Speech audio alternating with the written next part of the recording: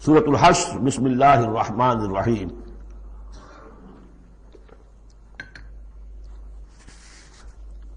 سبح للہ ما فی السماوات وما فی الارض۔ سورہ حدید اس سے ایک لفظ میں بڑھ گیا صرف، وہاں تھا سبح للہ ما فی السماوات والارض، یہاں ما فی کا اضافہ، تسبیح کرتی ہے اللہ کی ہر وہ شے جو آسمانوں میں ہے اور ہر وہ شے جو زمین میں ہے، گویا کہ ایمفیسس بڑھ گیا۔ باقی وہی دو اسماء گرامی اللہ کے، وہو العزیز الحکیم، وہ العزیز ہے، زبردست ہے، اس کا اختیار مطلق ہے، اس میں کوئی چیکس اینڈ بیلنسز نہیں ہے، لیکن حکیم ہے، کمال حکمت والا۔ هو الذی اخرج الذین کفروا من اہل الکتاب من دیارہم لاول الحشر۔ اس میں اب یہ غزوہ بنی نذیر کا ذکر ہو رہا ہے۔ تین قبیلے تھے مدینے میں جب حضور تشریف لائے ہیں، بنو قینقاع، بنو نذیر، بنو قریظہ۔ سب سے پہلے ان تینوں سے معاہدہ ہو گیا۔ سب سے پہلے شرارت کی تھی غزوہ بدر کے فوراً بعد، وہ بنو قینقاع نے کی تھی۔ انہوں نے اپنے معاہدے کی خلاف ورزی کی، شرارتیں کی، تو حضور نے ان کو مدینے سے نکال دیا۔ دوسری باری آئی اس کی، یہ ہے بنو نذیر۔ غزوہ احد کے بعد سن 3 میں غزوہ احد ہوا ہے، سن 4 میں ان یہ واقعہ پیش آیا ہے۔ انہوں نے، ان کا ایک سردار تھا کعب ابن اشرف، اس نے بڑی ریشہ دوانی شروع کی، قریش کے ساتھ سلسلہ جنبانی ہو رہا ہے، خود بھی گیا کسی طریقے سے، ہم تو ہماری جان زیق میں آ گئی ہے، محمد آ گئے وہاں پر، آپ کی قوم کے لوگ ہیں، اب آپ ہی ہمیں ہماری جان ان سے چھڑائیں اور آپ لوگ حملہ کریں، ہم اندر سے مدد کریں گے۔ لہذا یہ ساری ریشہ دوانی ہو رہی تھی۔ ایک مرتبہ حضور کو بلایا، کچھ معاملات میں گفتگو کرنی ہے، جہاں بیٹھے ہوئے تھے کسی دیوار کے سائے میں نیچے، اس کے اوپر سے ایک بڑی چکی کا پارٹ جو ہے پھینکا تاکہ حضور کو ہلاک کر دے۔ تو یہ ساری ان کی طرف سے ریشہ دوانیاں ہو رہی تھیں۔ اس کے بعد بالآخر حضور نے فیصلہ کیا، ان کے خلاف اقدام کیا۔ ربیع الاول سن 4 میں محاصرہ کر لیا ان کا، 6 دن یا یہ کہ مختلف تعداد آئی ہے دنوں کی، یہ محاصرہ جاری رہا۔ ان میں ہمت نہیں ہوئی کہ یہ مقابلہ کرتے، بالآخر انہوں نے سرنڈر کر دیا اور طے یہ پایا کہ انہیں جانے کی اجازت ہوگی اور جو سامان بھی یہ یہاں سے لے جا سکے۔ تو اب یہ ظاہر بات ہے کہ ان کے مکان تھے، وہ مکان بھی وہ گرا رہے تھے، کواڑ ہی لے جائیں، وہ جو اوپر کڑیاں لگی ہوئی ہیں وہی لے جائیں۔ تو یہ سب کے سب جو پورا قبیلہ ہے نکل گیا، جو سامان اٹھا کر لے جا سکتے تھے وہ لے گئے۔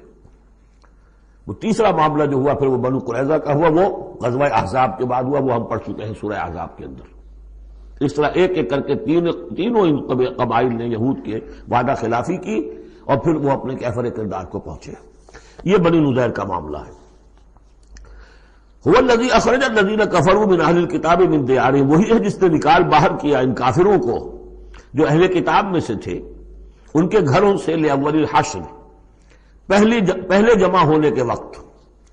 یعنی مسلمان بھی سمجھتے تھے کہ اتنی آسانی سے نہیں ہوگا معاملہ، جنگ ہوگی، یہ سامنے آئیں گے، میدان میں آئیں گے، جنگ ہوگی، خونریزی ہوگی۔ ان لوگوں کی بھی بڑی بڑکیں تھیں، پہلے تو بہت بڑکیں مارتے تھے کہ ہم یہ کر دیں گے، وہ کر دیں گے۔ مسلمانوں، قریش سے تمہاری جنگ ہوئی ہے، اگر بھی ہم سے اگر معاملہ مقابلہ پیش آئے تو تمہیں معلوم ہوگا جنگ کسے کہتے ہیں، وغیرہ وغیرہ۔ یہ سورہ بنی اسرائیل، سورہ آل عمران کے بالکل شروع میں اس کا تذکرہ ہے۔ لیکن یہ کہ اول الحشر، یا تو اس کا مطلب یہ ہے کہ پہلی ہی مرتبہ جمع ہوئے ہیں، مسلمانوں نے آ کے محاصرہ کیا، نکل آئے اور ہتھیار رکھ دیے، یا اس سے مراد یہ ہے کہ پہلی مرتبہ تو یہ یہاں سے اب نکالے جا رہے ہیں، پھر ایک وقت آئے گا کہ یہ خیبر سے بھی کھڑے جائیں گے۔ حضرت عمر کے زمانے میں تو جزیرہ نما عرب کو خالی کرا دیا گیا عیسائیوں سے اور یہودیوں سے۔ پھر ایک اور حشر ہونے والا ہے، وہ قیامت کا حشر ہے۔ تو اول الحشر یہ ہے جو ہوا ہے، ان کے ساتھ پیش آیا۔ ما ظننتم ان یخرجوا، مسلمانوں تمہارا بھی گمان یہ نہیں تھا کہ وہ نکل جائیں گے اتنی آسانی سے۔ وظنوا، اور ان کا بھی یہ یقین تھا، انہم مانعتہم حصونہم، کہ ان کے جو قلعے ہیں وہ انہیں بچا لیں گے، ان کی حفاظت کریں گے، من اللہ، اللہ سے۔ فَأَتَاهُمُ اللَّهُ مِنْ حَيْثُ لَمْ يَحْتَسِبُوا، تو اللہ نے تو ان پر حملہ کیا وہاں سے جہاں سے انہیں گمان ہی نہیں تھا، یعنی ان کے دلوں میں روب ڈال دیا۔ باہر سے کچھ کرنے کی ضرورت نہیں اللہ کو، اللہ نے ان کے دلوں میں خوف پیدا کر دیا۔ وَقَذَفَ فِي قُلُوبِهِمُ الرُّعْبَ، ان کے دلوں میں اللہ تعالیٰ نے رعب جو ہے وہ ڈال دیا. یخربون بیوتہم، دیکھ لو وہ خود اپنے گھر جو ہیں ان کی تخریب کر رہے ہیں، توڑ رہے ہیں، کوئی کیواڑ نکالنے کو، کوئی کھڑکی نکالنے کو، کوئی چوکٹ نکالنے کو، کوئی اور اوپر کے جو ہے کڑیاں اور شہتیر لے جانے کے لیے. یخربون بیوتہم بایدیہم، اپنے ہاتھوں سے بھی تخریب ہو رہی ہے، وایدی المومنین، اور اہل ایمان کے ہاتھوں سے بھی. فاعتبروا یا اولی الابصار، تو اے آنکھوں والو عبرت حاصل کرو.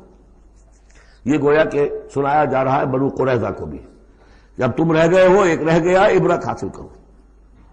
ولولا ان كتب اللہ علیہم الجلاء، اگر اللہ تعالیٰ نے پہلے سے یہ لکھ نہ دیا ہوتا کہ ان کو جلا وطن کیا جائے گا، لعذبہم فی الدنیا، تو انہیں اور سخت عذاب دیتا دنیا کی زندگی میں. ولہم فی الآخرۃ عذاب النار، اور آخرت میں تو ان کے لیے آگ کا عذاب ہے ہی. ذالک بانہم شاقوا اللہ ورسولہ، یہ اس لیے کہ انہوں نے اللہ اور اس کے رسول سے مخالفت کی، زدم زدہ کی. ومن یشاق اللہ فإن اللہ شدید العقاب، اور جو اللہ کے ساتھ، تو اس کے ساتھ زدم زدہ کرے، اللہ کے ساتھ اللہ کی مخالفت پر کمر کس لے، تو سن لو کہ اللہ تعالیٰ تو پھر سزا دینے میں بہت سخت ہے. ما قطعتم من لینۃ او ترکتموها قائمۃ علی اصولھا، جو بھی تم نے لینا، یہ ایک خاص قسم کے کھجور کا درخت ہوتا تھا لینا، ان کے جو یہ گڑھیاں تھیں، ان کے جو مکان تھے، حویلیاں تھیں، ان کے چاروں طرف جو ہے کھجوروں کے اس طرح کی باڑ سی جیسے لگی ہوئی تھی، ایک طرح کی فصیل کھجوروں کا درخت گھنے. تو جب مسلمانوں نے محاصرہ کیا تو بعض جگہوں سے انہوں نے کھجور کے یہ درخت کاٹے، اس لیے کہ حملہ کرنے کے لیے کھلی جگہ چاہیے تھی. تو انہوں نے پھر پروپیگنڈا بنایا، اسکینڈل بنا دیا، دیکھو یہ اللہ کے رسول بنے پھرتے ہیں اور یہ اہل ایمان اور یہ درخت کاٹ رہے ہیں. تو یہاں اللہ تعالیٰ نے اہل ایمان کے اس اقدام کی طرف اس کا جواز عطا فرمایا ہے کہ یہ تم نے صحیح کیا، تو غلط کام نہیں کیا. ما قطعتم من لینۃ او ترکتموها، تم نے جو بھی وہ کھجور کے درخت کاٹے یا جو بھی تم نے چھوڑ دیے انہیں، قائمۃ علی اصولھا، جو اپنی جڑوں پر کھڑے ہوئے ہیں اب بھی، فباذن اللہ، یہ سب اللہ کے اذن سے ہوا ہے. یعنی اللہ کے رسول صلی اللہ علیہ وسلم نے اگر نہیں روکا ہے تو ان کا نہ روکنا گویا کہ اللہ کی طرف سے اس کی ایک منظوری اور اس کی طرف سے اللہ تعالیٰ کی طرف سے امپلائڈ جو ہے اس کی سینکشن ہے. ما قطعتم من لینۃ او ترکتموها قائمۃ علی اصولھا فباذن اللہ ولیخزی الفاسقین، اور یہ اس لیے تھا تاکہ فاسقوں کو اللہ تعالیٰ رسوا کرے اور ذلیل و خوار کرے. اب اس سورہ مبارکہ کا یہ ایک اہم ترین مضمون آ رہا ہے، اور وہ ہے فے کا مال. مال غنیمت جب جنگ ہو اور جنگ کے نتیجے میں جو بھی مال ملے وہ مال غنیمت ہے. اس کا حکم سورہ انفال میں آ چکا. خمس جو ہے 5واں حصہ اللہ اور اس کے رسول کے لیے اور رسول کے قرابت داروں کے لیے اور مسکینوں کے لیے اور وابن السبیل اور مسافر کے لیے. 4 حصے تقسیم ہو جائیں گے مجاہدین کے مابین جنہوں نے جنگ میں حصہ لیا، اور ان میں سے جو سواری والے ہوں گے دوہرا حصہ، اور جو پیدل ہوں گے انہیں اکیلا. یہاں اب ذکر ہو رہا ہے کہ جنگ کی نوبت نہیں آئی، لہذا یہ مال فے ہے، یہ غنیمت نہیں ہے، یہ مال فے ہے، اور یہ کل کا کل اللہ اور اس کے رسول کا ہے. گویا کہ اس میں کسی کو بھی مسلمان کو کوئی حصہ نہیں ملے گا سوائے اس کے کہ جو اللہ کا رسول کسی کو، فقیر کو، غریب کو، مسکین کو دینا چاہے، وہ الگ بات ہے. وما افاء اللہ علی رسولہ، اور جو مال کے ہاتھ لگا دیا ہے اللہ نے اپنے رسول کے، منہم، ان سے، یعنی بنو نذیر سے، فما اوجفتم علیہ من خیر ولا رکاب، تو دیکھو اے مسلمانوں، تم نے ان پر نہیں دوڑائے نہ اپنے گھوڑے نہ اونٹ، ولکن اللہ یسلط رسلہ علی من یشاء، یہ تو اللہ کی حکمت ہے، مشیت ہے، اس کی قدرت ہے. اللہ تعالیٰ مسلط کر دیتا ہے اپنے رسولوں کو جس پر چاہتا ہے. یہ خاص قدرت خدا بندی سے کہ اللہ نے ان کے دلوں میں رعب ڈال دیا، انہوں نے خود آ کے سرنڈر کر دیا. تو تمہیں تو جنگ کرنے کی نوبت پیش نہیں آئی، لہذا یہ مال غنیمت نہیں ہے. وَعَلَىٰ كُلِّ شَيْءٍ، وَاللَّهُ عَلَىٰ كُلِّ شَيْءٍ قدیر، اللہ تعالیٰ ہر چیز پر قادر ہے. اب یہ حکم آ رہا ہے، ما افاء اللہ علی رسولہ من اہل القریٰ، جو مال بھی ہاتھ لگا دے اللہ اپنے رسول کے ان تمام بستی والوں سے، فللہ وللرسول ولذی القربى والیتامى والمساکین وابن السبیل. اس کا جو مصرف ہے وہ یہ کہ اللہ اور اس کا رسول، اس سے مراد ہے اسلامی ریاست، پھر رسول کے اپنے اخراجات، اپنی ازواج مطہرات کا دار نفقہ، اپنا جو ذمہ داریاں ہیں معاشرتی، پھر رسول کے قرابت دار. ظاہر بات ہے ذی القربہ جو ہے وہ عام آدمی کے بھی قرابت دار ہیں، ان کے ساتھ حسن سلوک ہوتا ہے، تو رسول کے بھی تو قرابت دار ہیں، اور رسول کا کوئی اور ذریعہ معاش تو ہے نہیں۔ والیتامیٰ والمساکین وابن السبیل، باقی اس کے علاوہ جو بھی مستحق ہیں، فقراء ہیں، غریب ہیں اور ان کے لیے محتاج ہیں۔ کہ لا یکون دولۃ بین الاغنیاء منکم، اور یہ اہم ترین اسٹیٹمنٹ آف آبجیکٹیوز ہے۔ مقصد کیا ہے؟ کہ لا یکون، تاکہ ایسا نہ ہو کہ دولت تمہارے امیروں ہی کے مابین چکر لگاتی رہے۔ یعنی ظاہر بات ہے کہ اب جو لوگ بھی جو جنگ میں حصہ لیا ہے، جن کے پاس گھوڑے بھی تھے اور اونٹ بھی تھے، اب ان کو دگنے حصے مل جاتے سارے اس مال میں سے، تو گویا کہ جو لوگ پہلے ہی سے کچھ مرفع الحال ہیں، جن کے پاس پہلے ہی کچھ ہے، انہی کی طرف مال اور بڑھ رہا ہے، اور جو بیچارے غریب ہیں وہاں کے، وہ گویا کہ اس سے ان کی غربت کے ازالے کی کوئی شکل نہیں ہو پائے گی۔ تو اللہ تعالیٰ کے سامنے یہ ہے کہ دولت کی تقسیم ہو ایسی کہ اس کی سرکولیشن جو ہے معاشرے کے اندر، اس کی گردش دولت ایسی ہو کہ سب کو حصہ ملے اور سوسائٹی کے تمام طبقات جو ہے اس سے مستفید ہوں۔ کہ لا یکون دولۃ بین الاغنیاء منکم، تاکہ ایسا نہ ہو کہ یہ دولت، یہ سرمایہ، یہ مال تمہارے امیروں ہی کے مابین گردش میں رہے۔ اس کی ایک سادہ سی مثال میں دیتا ہوں کہ ایک کروڑ پتی کی بیٹی لاکھوں روپے کا جہیز لے کے ایک کروڑ پتی کے بیٹے کے گھر چلی گئی۔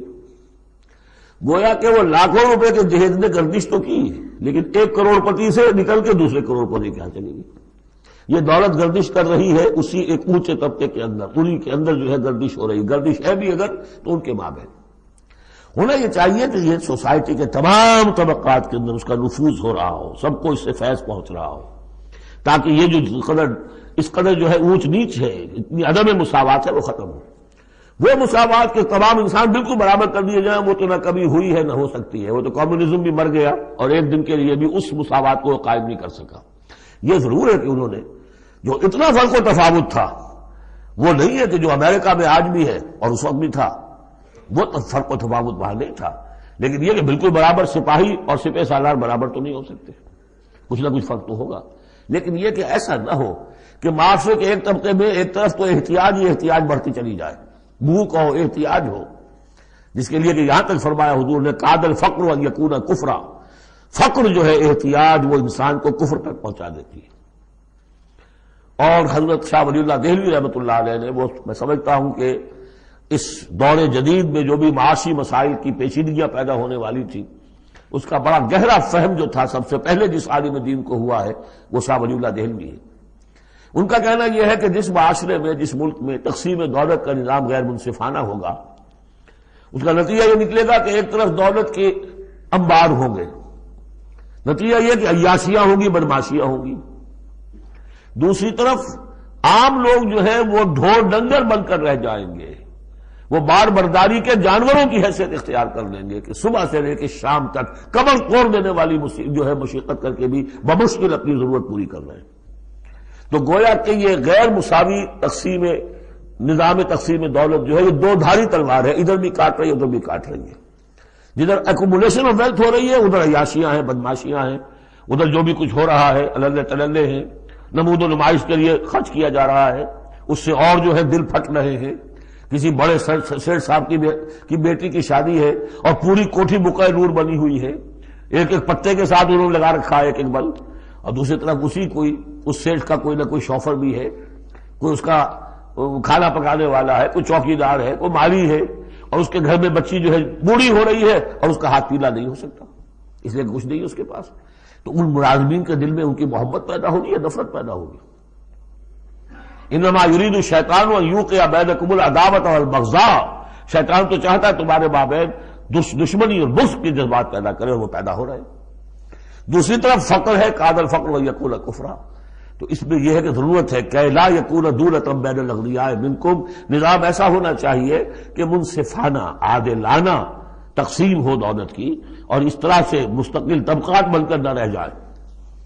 وما آتاکم الرسول فخذوہ، اب ظاہر بات ہے کہ اس وقت فوری طور پر تو بڑا دھکا لگا ہوگا نا، اوس اور خزرج کے مسلمان جو تھے وہ جب آئے تھے، محاصرہ کیا تھا، توقع انہیں یہ ہوگی کہ مال غنیمت میں سے ہمیں ملے گا، تو فوری طور پر یہ سمجھ لیں آخر انسان تھے، فرشتے تو نہیں تھے نا، تو انہیں یقیناً کوئی ایک دھکا سا لگا ہوگا، شوق پہنچا ہوگا، لہذا اب اس کے لیے جو بھی ایک ایمان کو ان کے جو ہے اپیل کیا جا رہا ہے. وما آتاکم الرسول فخذوہ، اور دیکھو جو رسول تمہیں دے دے وہ لے لو. وما نہاکم عنہ فانتہوا، اور جس چیز سے روک دے رک جاؤ. واتقوا اللہ، اللہ کا تقوی اختیار کرو. ان اللہ شدید العقاب، اللہ تعالی سزا دینے میں بہت سخت ہے. للفقراء، اب بیان ہوا کہ جب یہ بیت المال میں چلا جائے گا تو رسول نے تو اپنے اوپر فقر لازم کیا ہوا ہے. رسول نے تو اپنی بیویوں کے نفقہ بڑھانے کی بجائے ایلا کر لیا تھا. سورہ احزاب میں ہم سب پڑھ آئے ہیں. رسول یہ کس کو دے گا؟ للفقراء المہاجرین الذین اخرجوا من دیارہم، وہ مہاجر جو تندست ہیں، کہ جو نکال دیے گئے اپنے گھروں سے، اموالہم، اور اپنے اموال سے، انہیں سب کچھ چھوڑ کر آنا پڑا. یبتغون فضلا من اللہ ورضوانا، وہ تو اللہ کے فضل کے متلاشی ہیں، تلاش کر رہے ہیں، حاصل کرنا چاہتے ہیں اللہ کا فضل اور اس کی رضا. وینصرون اللہ ورسولہ، اور وہ اللہ اور اس کے رسول کی مدد کر رہے ہیں. وَلِيَعْلَمَ اللَّهُ مَن يَنصُرُهُ وَرُسُلَهُ بِالْغَیب، یہ ہم پڑھ چکے ہیں.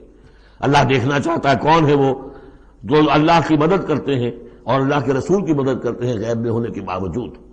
تو یہ لوگ جو ہے جان ہتھیلیوں پر رکھ کر آ گئے. مکے کو انہوں نے چھوڑ دیا، اپنے گھر بار وہاں چھوڑے ہوئے ہیں، اپنے بال بچوں کو چھوڑا ہوا ہے، تو ان کے لیے کوئی چیز نہیں ہے. تو اب اس میں سے مال فے میں سے ان کا حصہ ہوگا. للفقراء المہاجرین الذین اخرجوا من دیارہم واموالہم ویبتغون فضلا من اللہ ورضوانا وینصرون اللہ ورسولہ اولئک هم الصادقون، یقیناً وہ لوگ سچے ہیں. انہوں نے اپنا سچا ہونا ثابت کر دیا، صادق الایمان ہونے کا ثبوت دے دیا. والذین تبوؤا الدار والایمان من قبلہم، اور جو لوگ گھروں میں آباد تھے اور جن کو پاس ایمان بھی تھا ان سے پہلے، یعنی ان کے آنے سے پہلے، یعنی انصار مدینے میں جو پہلے سے آباد تھے اور ان کے دلوں میں بھی ایمان پیدا ہو چکا تھا، وہ جب یہ مہاجرین آئے ہیں تو ان کا طرز عمل کیا تھا؟ جن کے دلوں میں ایمان تھا، یحبون من ہاجر الیہم، انہوں نے قطعاً گراں نہیں محسوس کیا کہ یہ ہجرت کر کے لوگ آ گئے ہیں، ہماری معیشت پر بوجھ بن جائیں گے، ہمارے لیے جو ہے یہ آبادی جو ہے اتنی بڑی اور بڑھ رہی ہے، ان کے پاس کوئی دولت نہیں ہے، سرمایہ نہیں ہے، کوئی انویسٹمنٹ نہیں کر سکتے، تو بجائے اس کے کہ وہ یہ محسوس کریں کہ ہمارے اوپر تو یہ بہت بڑا بوجھ آ گیا. یحبون من ہاجر الیہم، وہ تو محبت کرتے ہیں ان سے جنہوں نے ہجرت کی ہے، ان کی طرف آئے ہیں ان کے ہاں. ولا یجدون فی صدورہم حاجۃ مما اوتوا، اور وہ نہیں پاتے اپنے سینوں کے اندر کوئی بھی حاجت، کوئی تنگی اس چیز پر کہ جو انہیں دی جا رہی ہے، کہ انہیں کیوں دیا جا رہا ہے. نہیں ہوگا، اس لیے کہ ان کے دلوں میں ایمان ہے. اللہ تعالیٰ نے ان کو ایمان کی دولت سے بہرہور کیا ہے. یہ جیسا کہ میں نے عرض کیا کہ انصار میں سے جن حضرات کو توقع تھی کہ اب یہ سارا مال و اسباب جو چھوڑ کر گئے ہیں بنو نذیر، اس میں سے ہمیں بھی حصہ ملے گا، اور جب یہ طے ہو گیا کہ یہ سارا مال فے ہے، یہ مال غنیمت ہے ہی نہیں، تو آخر فوری طور پر تو ایک دھکا سا لگا ہوگا. یہ ساری آیات در حقیقت ان کی تشفی کے لیے، تسکین کے لیے، ان کے جذبہ ایمان کو اپیل کرتے ہوئے اللہ اور اس کے رسول کے حوالے سے بات کی جا رہی ہے. اور جو بھی ان کے اندر ایمان تھا در حقیقت اس کا اعتراف کرتے ہوئے کہ والذین تبوؤا الدار والایمان من قبلہم یحبون من ہاجر الیہم، وہ تو محبت کرتے ہیں ان لوگوں سے جو ہجرت کر کے ان کے ہاں آ گئے ہیں. ولا یجدون فی صدورہم حاجۃ مما اوتوا، اور انہیں ہرگز کوئی تنگی محسوس نہیں ہوتی اس معاملے پر کہ جو انہیں دیا جا رہا ہے مہاجرین کو. وَيُؤْثِرُونَ عَلَىٰ أَنفُسِهِمْ وَلَوْ كَانَ بِهِمْ خَصَاصَةٌ، اور وہ تو اپنے اوپر ترجیح دیتے ہیں دوسروں کو خواہ ان کے اپنے اوپر تنگی ہو. یعنی انصار بھی سب کے سب جو ہے وہ دولت مند تو نہیں تھے، ان میں بھی غریب بھی تھے، لیکن یہ کہ چاہے وہ خود تنگدست ہوں، لیکن یہ کہ وہ دوسروں کو ترجیح دیتے ہیں. انہوں نے اپنے مہاجر بھائیوں کے لیے ایثار کیا ہے، قربانی کی ہے. ایثار جو ہے اس کے معنی ہوتی ہے ترجیح کرنا، کسی کو مقدم رکھنا.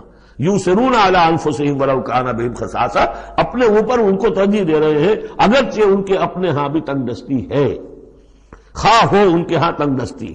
ومن یوق شح نفسہ فاولئک هم المفلحون، اور یقیناً جو کوئی بھی بچا لیا گیا اپنے جی کے لالچ سے وہ وہی ہے کہ جو فلاح پانے والے.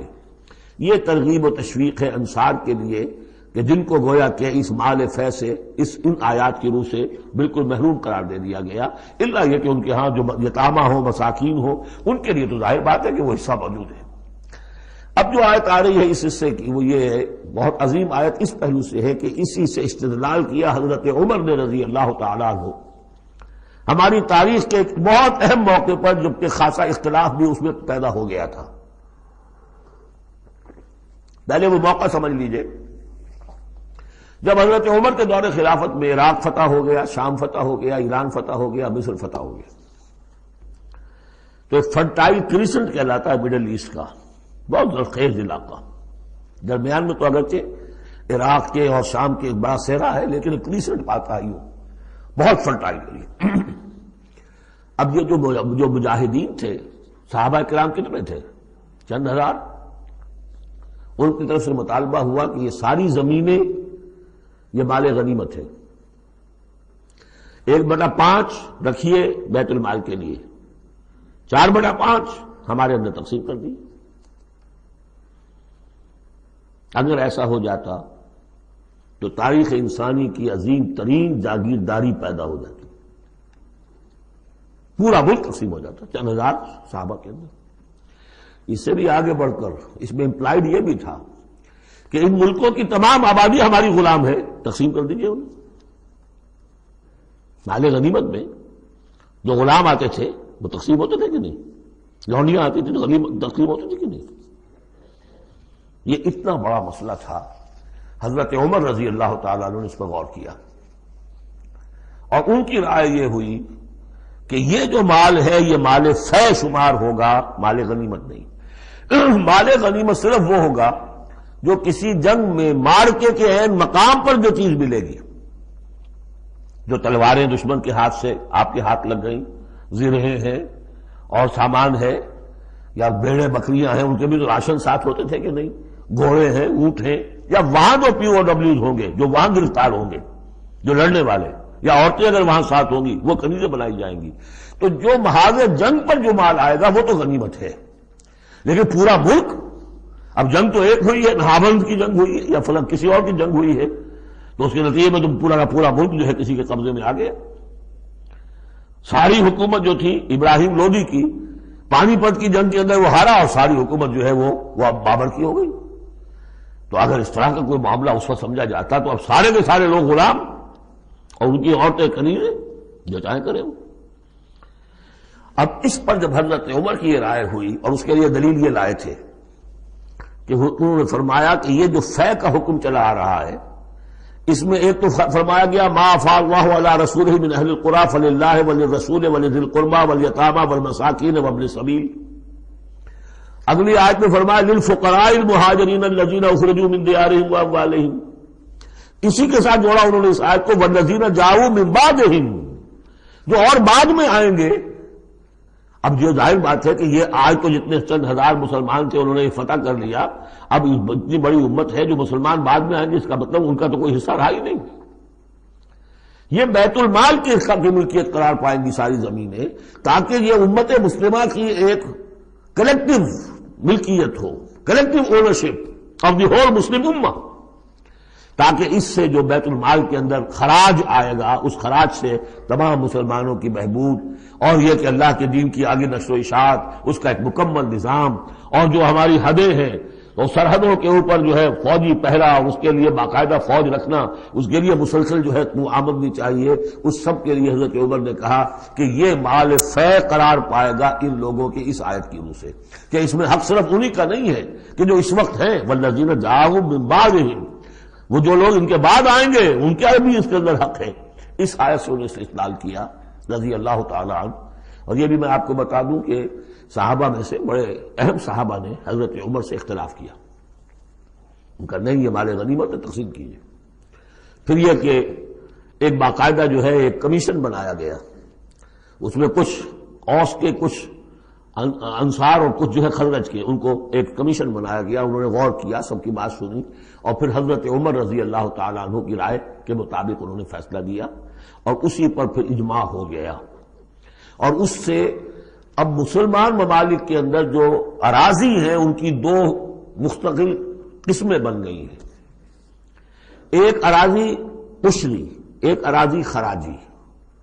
عشری اراضی ان مسلمانوں کی قرار پائی اور اس علاقے کے مسلمانوں کی قرار پائی جو بغیر لڑے بھڑے ایمان لے آئے، جیسے مدینے کے لوگ۔ حضور نے مدینے کو فتح تو نہیں کیا بلکہ وہ تو خود لے کر آئے حضور کو، تو وہاں کی زمینیں انہی کے قبضے میں رہی۔ عشری زمین قبضے میں ہوتی ہے، ملکیت ہوتی ہے مسلمان کی، اس میں سے عشر ہوگا پیداوار کا 10واں حصہ یا 20واں حصہ۔ یہ زمینیں کہ جہاں کسی قوم نے کسی فوج نے ڈر بھڑ کر پھر شکست کھائی ہو یا پھر کسی اور طریقے سے فتح کیا گیا ہو ملک، اگر مسلمانوں نے فتح کیا ہو تو وہاں کی ساری زمینیں خراجی ہیں، وہ کسی کی انفرادی ملکیت نہیں ہے بلکہ اجتماعی ملکیت ہے۔ کلیکٹو اونرشپ آف لینڈ پہلی مرتبہ تاریخ انسانی میں حضرت عمر رضی اللہ تعالیٰ عنہ کے اس اجتہاد کے نتیجے میں وجود میں آیا ہے۔ کلیکٹو اونرشپ آف لینڈ، یہ کسی کی انفرادی ملکیت نہیں ہے۔ جو ملک بھی فتح کیا گیا ہے بزور شمشیر طاقت کے ساتھ، اس کی زمینیں خراجی ہیں، اشری نہیں ہے، یعنی وہ مسلمانوں کی اجتماعی ملکیت انفرادی نہیں ہے۔ اب مسلمان ہو چاہے تو وہاں پر چاہے وہ مجوسی تھے یا ہندو ہو کوئی ہو، وہ کاشت کریں گے، لیکن اس میں سے خراج جائے گا سیدھا بیت المال میں، کوئی اس میں بیچ میں نہ زمیندار ہے اور نہ کوئی جاگیردار ہے۔ اس زمین کو کہتے ہیں خراجی زمین۔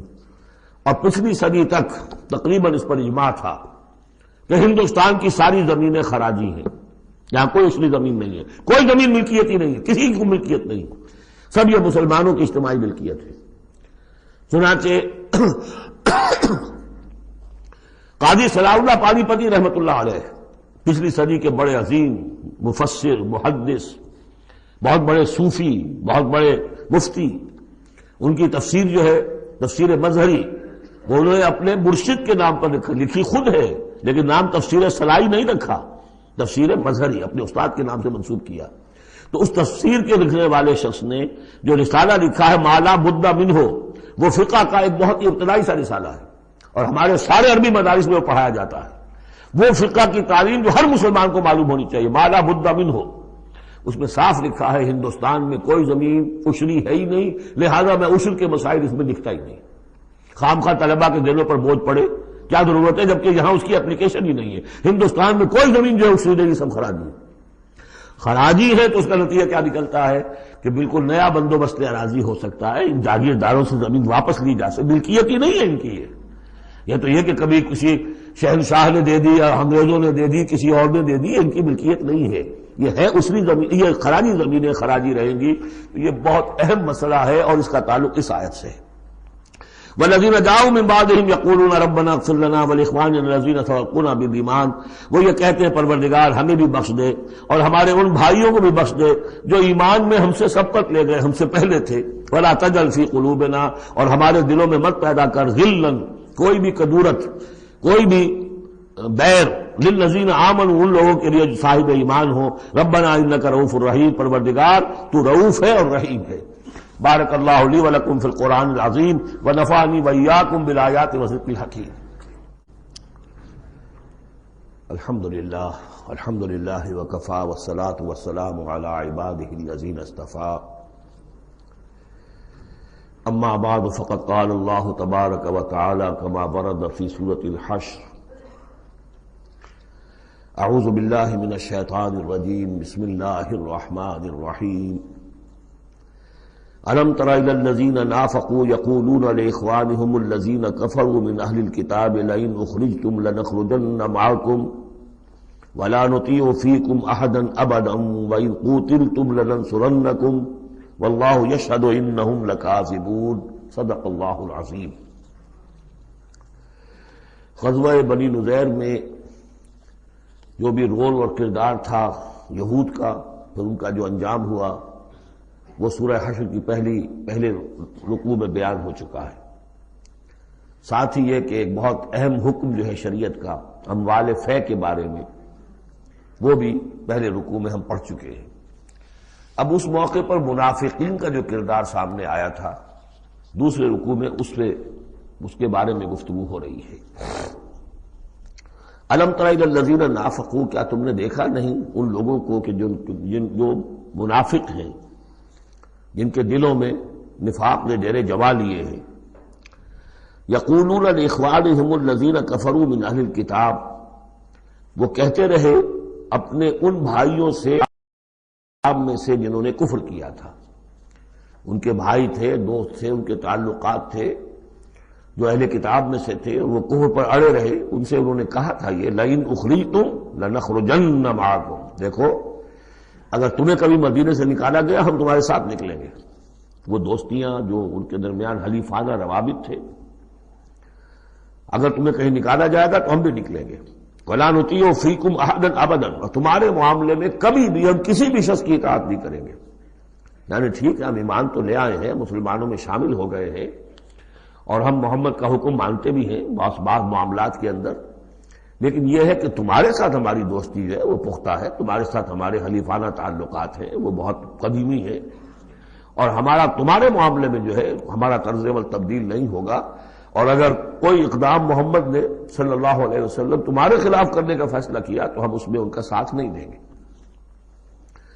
لَنَخْرُجَنَّ مَعَكُمْ وَلَا نُطِيعُ فِيكُمْ أَحَدًا أَبَدًا وَإِن قُوتِلْتُمْ لَنَنصُرَنَّكُمْ، اور اگر تمہارے ساتھ جنگ کی گئی تو ہم لازماً تمہاری مدد کریں گے.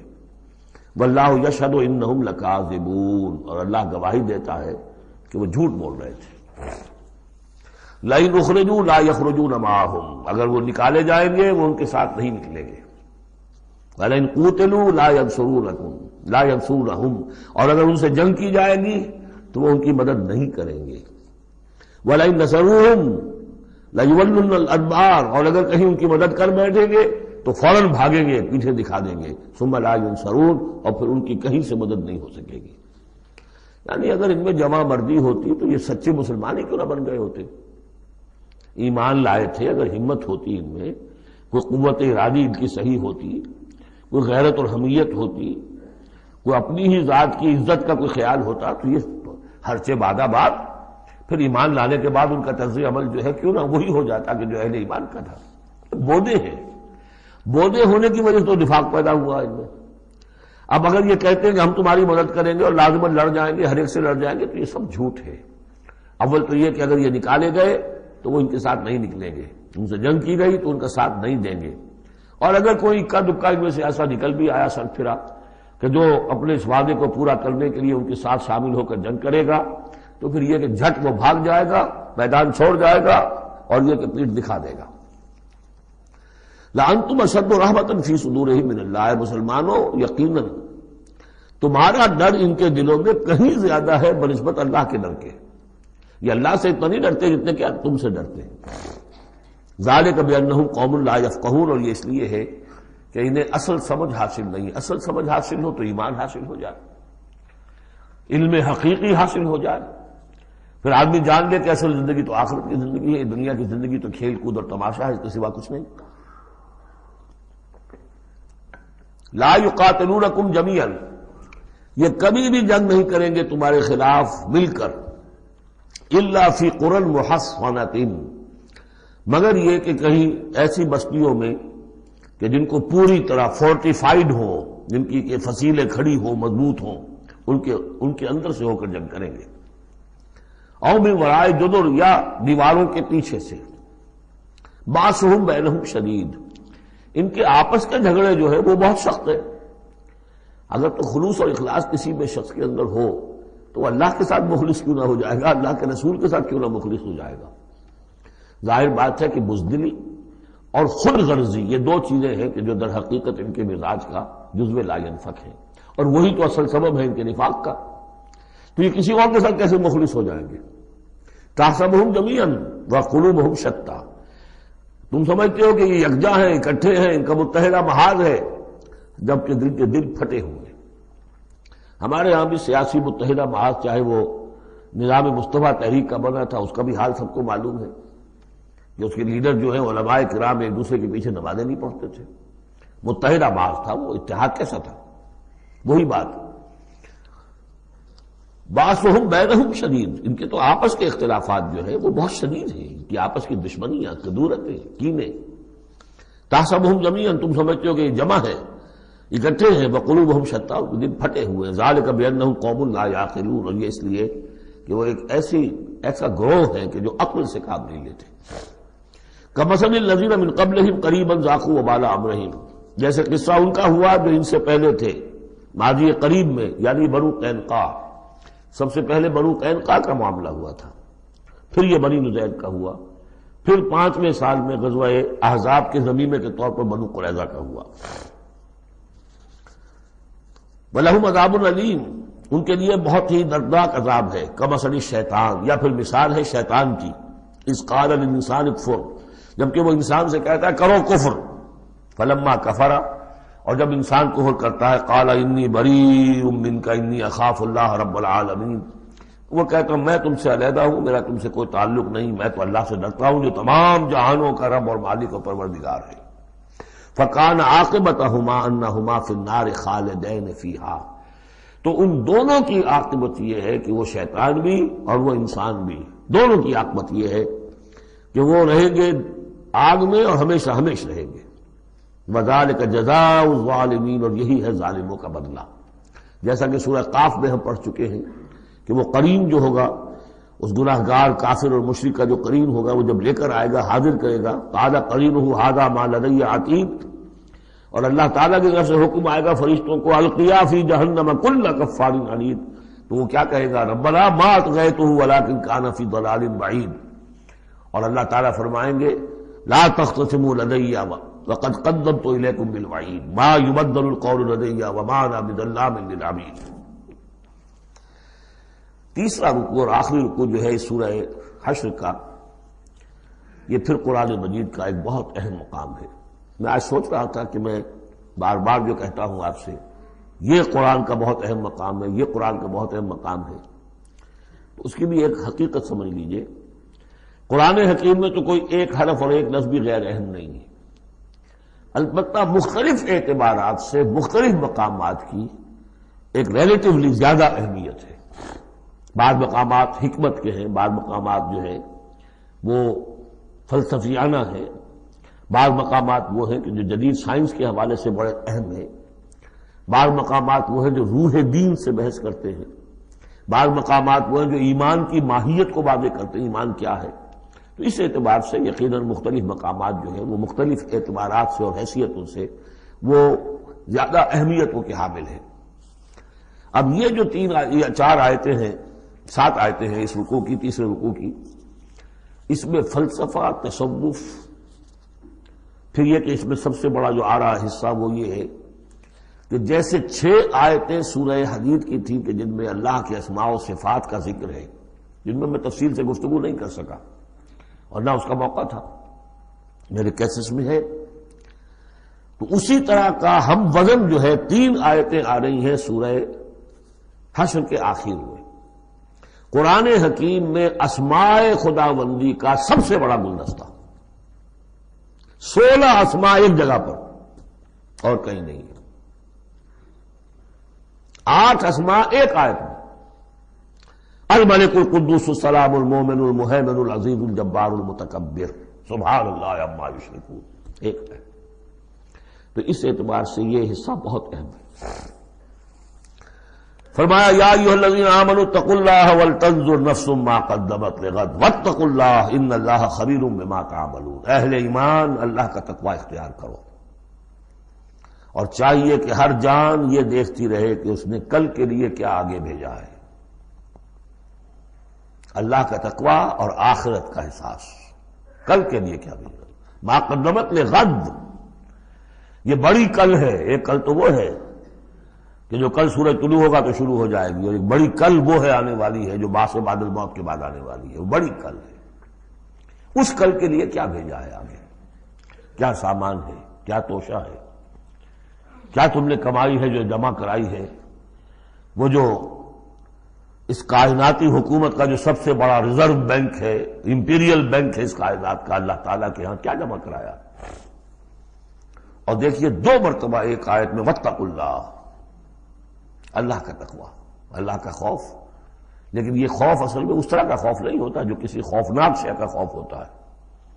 ایک ہے شیر کا خوف یا سانپ کا خوف، ایک خوف والد کا خوف ہوتا ہے، وہ محبت کے تحت ہوتا ہے، میرے والد جو ہے ناراض نہ ہو جائیں، میں اپنے والد کے احساسات اور جذبات کو مجروح نہ کر بیٹھوں، وہ مایوس نہ ہو جائے مجھ سے، اللہ ناراض نہ ہو جائے، یہ خوف۔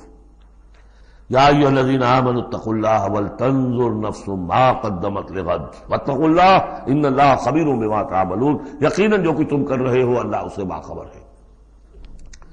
اگلی آیت ہے جسے علامہ اقبال نے قرار دیا کہ ان کے فلسفہ خودی کی سورس یہ ہے۔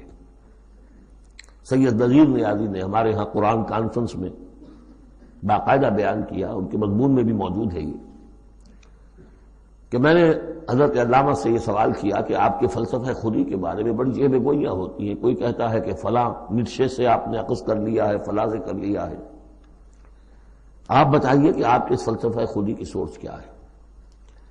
تو علامہ نے فرمایا کہ اچھا کل آ جانا فلاں وقت۔ تو کہتے ہیں کہ میں اتنا خوش رہا کہ شاعر مشرق اور حکیم الامت مجھے یہ اعزاز بخش رہے ہیں کہ میں جاؤں گا اور وہ مجھے ڈکٹیٹ کرائیں گے کہ میرے فلسفہ خودی کی سورس کیا ہے۔ تو میں گیا اور بہت خوش گیا، پینسل کاپی لے کر گیا۔ جب میں گیا تو کہا ذرا قرآن مجید اٹھا لاؤ، تو ایک تو مجھ پر وہ ویسی پڑ گئی۔ پھر کہا کہ ذرا کھولو سورہ حشر نکالو اور یہ آیت پڑھو، وَلَا تَكُونُوا كَالَّذِينَ نَسُوا اللَّهَ فَأَنسَاهُمْ أَنفُسَهُمْ اولئک هم الفاسقون۔ یہ ہے میرے فلسفہ خودی کی سورس۔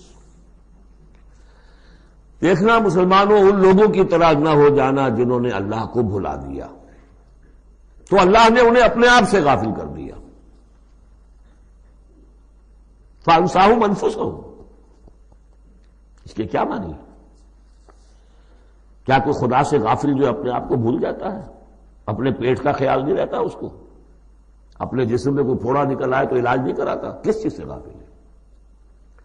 وہ اپنے جسم سے غافل نہیں، وہ اپنے حیوانی وجود سے غافل نہیں، اس کے تقاضوں سے غافل نہیں، اس کی اپکیپ، اس کی مینٹیننس، اس کی ویئر اینڈ ٹیئر کو درست کرتے رہنا، کسی چیز سے غافل نہیں۔ معلوم ہوا کہ اس حیوانی وجود کے علاوہ کوئی حیثیت ہے انسان کی، اصل حقیقت جس کو انسان بھول جاتا۔ اور یہ ہم پڑھ چکے ہیں، سورہ مجادلہ کے اندر بھی الفاظ آئے تھے کہ شیطان نے انہیں اللہ کو بھلا دیا۔ فَأَنسَاهُمْ ذِكْرَ اللَّهِ، اسْتَحْوَذَ عَلَيْهِمُ الشَّيْطَانُ فَأَنسَاهُمْ ذِكْرَ اللَّهِ، شیطان نے ان پر قابو پا لیا ہے اور انہیں بھلا دیا ہے، اللہ کے ذکر سے غافل کر دیا ہے۔ تو جو لوگ اللہ کو بھلا دیتے ہیں وہ اپنے آپ سے، اپنی اصل حقیقت سے غافل ہو جاتے ہیں۔ وہ اپنے آپ کو کیا سمجھتے ہیں؟ حیوان۔ اور آج کا ہماری جو تہذیب کا جو مرکزی نقطہ ہے آج کا گلوبل سویلائزیشن کا، کہ انسان نرا حیوان ہے، اور اس میں سب سے بڑا پارٹ پلے کیا ہے ڈاروین کے نظریہ ارتقاء نے۔ حیوان جیسے اور حیوان ہے ویسا حیوان انسان ہے۔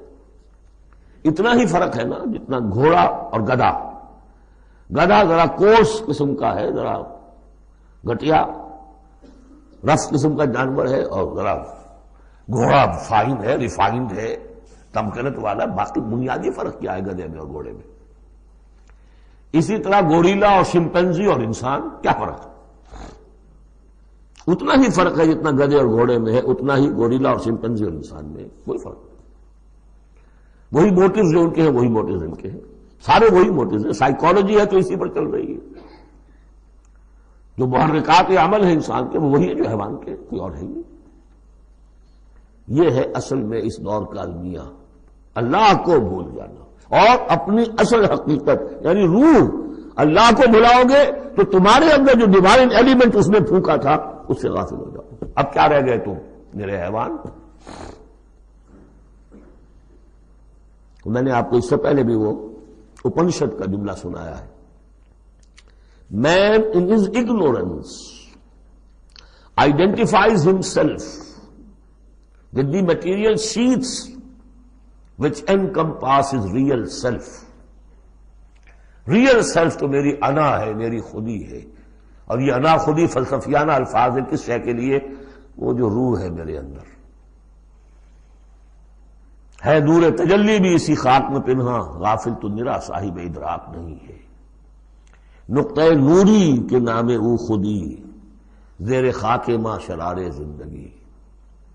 لیکن اس سے غافل، جب اس سے غافل حیوان رہ گئے، جب حیوان رہ گئے اولئک ھم الفاسقون، تو حیوان کے لیے تو کوئی مورل لا ہے نہیں۔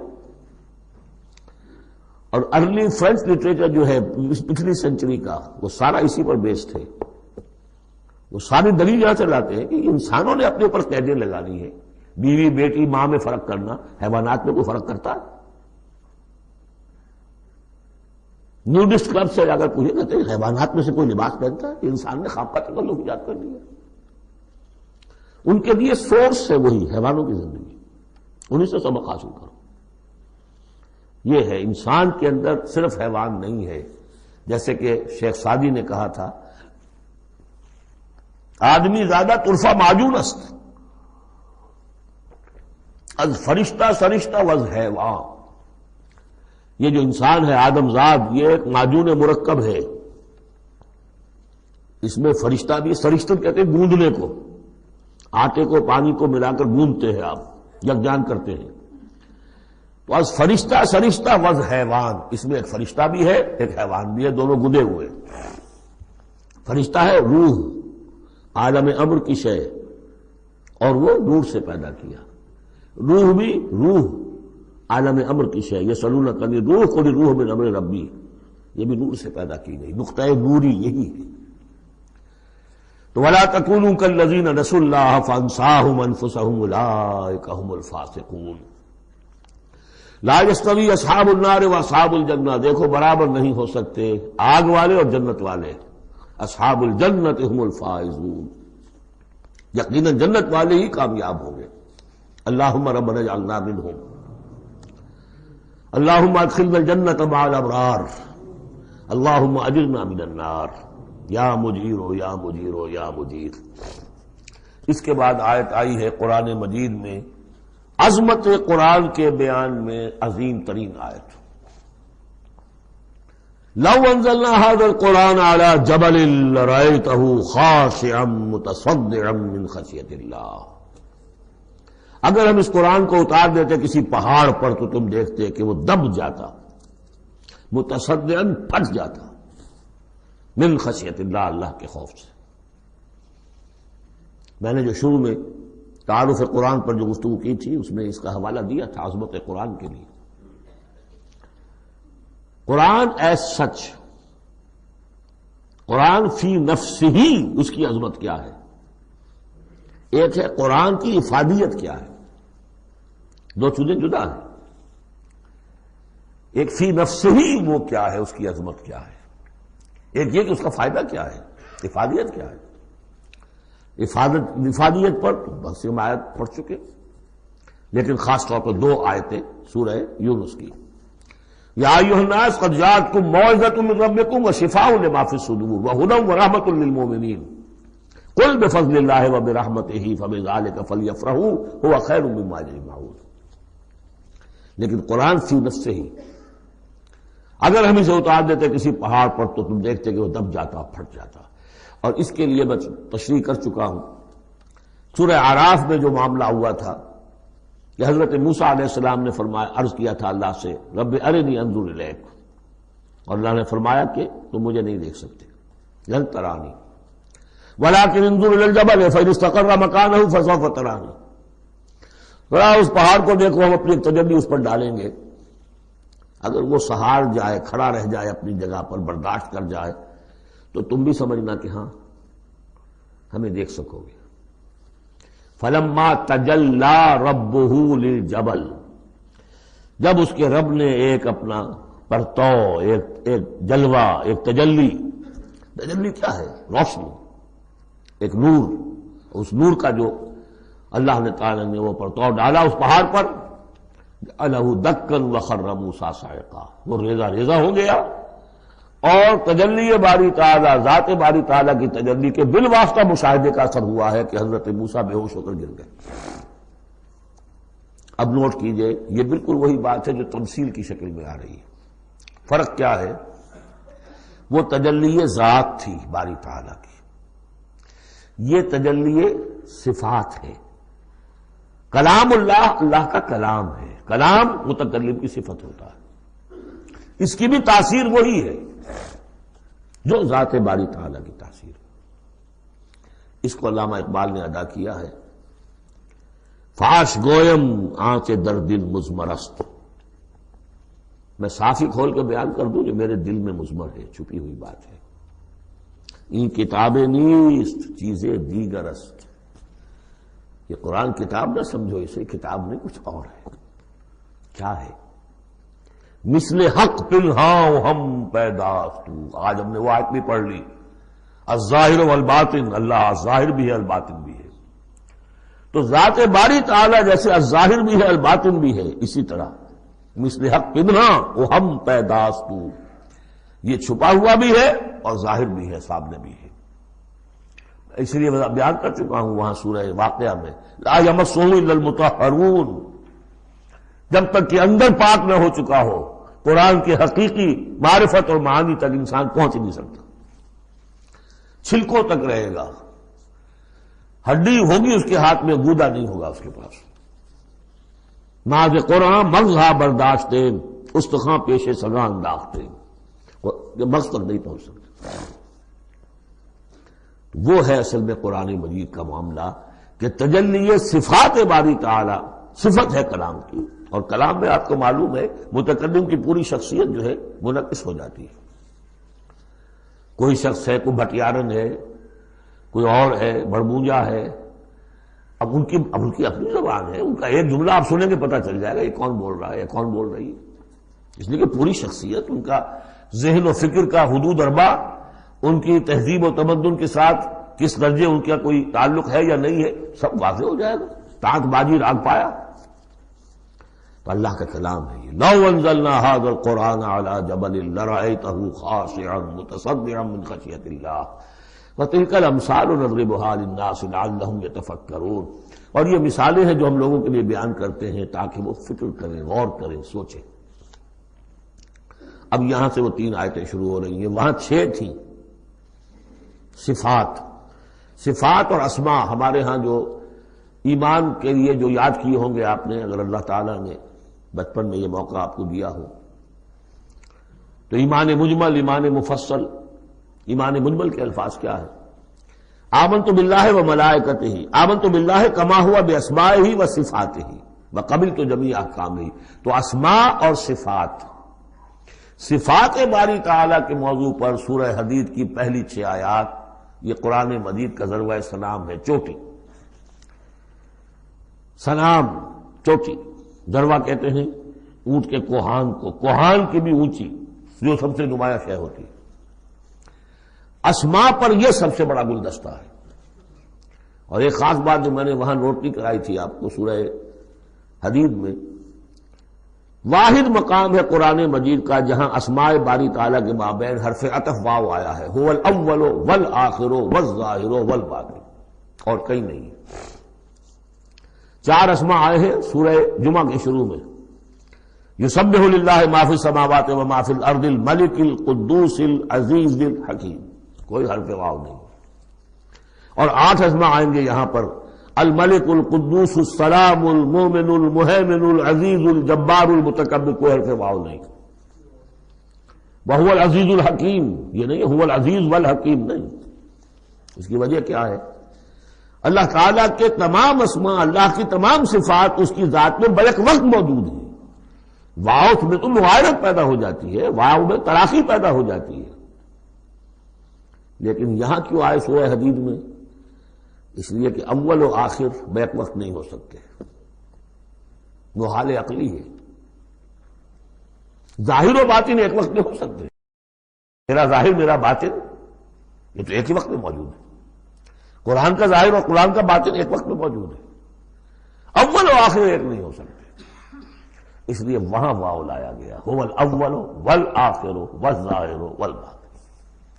بہرحال اب یہاں پر نوٹ کیجیے، هو اللہ الذی لا الہ الا هو، وہی ہے اللہ جس کے سوا کوئی الہ نہیں، عالم الغیب والشہادہ، جاننے والا ہے کھلے کا اور چھپے کا، وہ بھی جو تمہارے سامنے ہے اور وہ بھی کہ جو تمہاری نگاہوں سے پوشیدہ ہے۔ اس لیے کہ یہ غیب اور شہادہ جو ہے یہ ہمارے اعتبار سے، اللہ کے اعتبار سے نہیں۔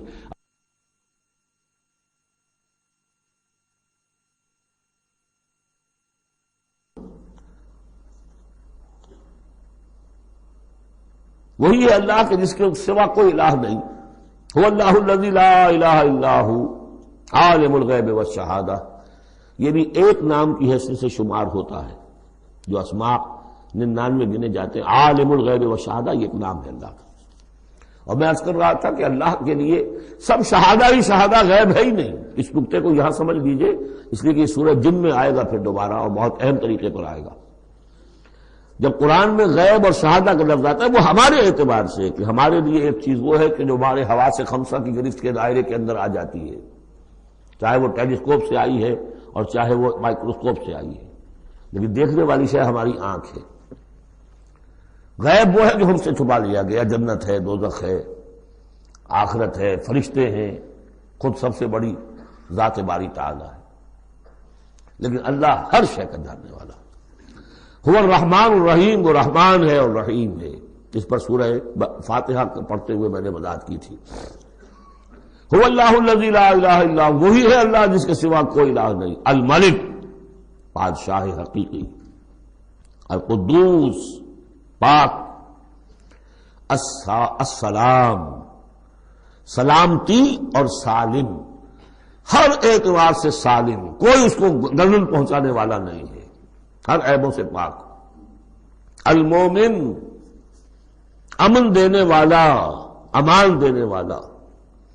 المہیمن، پناہ میں لینے والا۔ العزیز، زبردست، مطلق العنان، جس کی اتھارٹی ایبسلیوٹ ہے۔ الجبار، دباؤ رکھنے والا۔ المتکبر، عظمت والا، بڑائی والا۔ یہ 8 نام آئے ہیں، الملک، القدوس، السلام، المومن، المہیمن، العزیز، الجبار، المتکبر۔ سبحان اللہ عما یشرکون، اللہ پاک ہے ان تمام چیزوں سے جو یہ شرک کرتے ہیں۔ هو اللہ الخالق البارئ المصور، وہی ہے اللہ، اب 3 نام اور آگے، الخالق، الباری، المصور، ان میں خاص ربط ہے۔ خلق، اس میں سب سے پہلے اگر ہم اپنے اوپر قیاس کریں تو پہلے کوئی شے بنانے سے پہلے ذہن میں ایک نقشہ بنتا ہے۔ بڑھئی نے میز بنانی ہے، اس کے ذہن میں میز کا نقشہ پہلے بن چکا ہے۔ کرسی بنانی، کرسی کا نقشہ بن چکا ہے، یہ اس کی ذہنی تخلیق ہے۔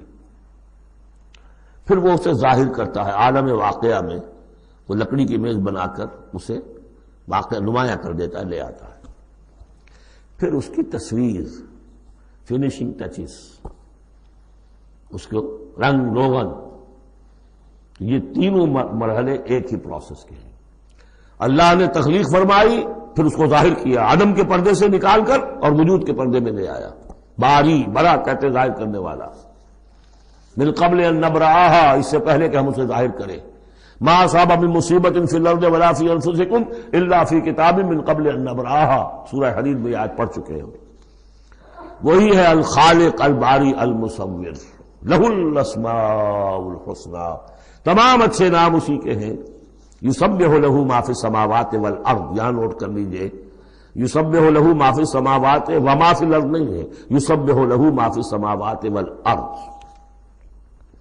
سورہ حدید کے شروع میں تھا سبح للہ ما فی السماوات والارض، سورہ حشر میں آیا سبح للہ ما فی السماوات وما فی الارض۔ یہاں یسبح للہ ما فی السماوات والارض، اور پھر 2 مرتبہ آئے گا یسبح للہ ما فی السماوات وما فی الارض، سورہ جمعہ کے شروع میں بھی، سورہ تغابن کے شروع میں بھی۔ وہو العزیز الحکیم، دیکھیے اس سورہ مبارکہ کی خاص خصوصیت یہ ہے، شروع بھی ہوئی تسبیح کے ساتھ، اختتام بھی تسبیح کے ساتھ۔ شروع میں بھی العزیز الحکیم، زبردست حکمت والا، آخر میں بھی العزیز الحکیم۔ سورۃ الممتحنہ، بسم اللہ الرحمن الرحیم۔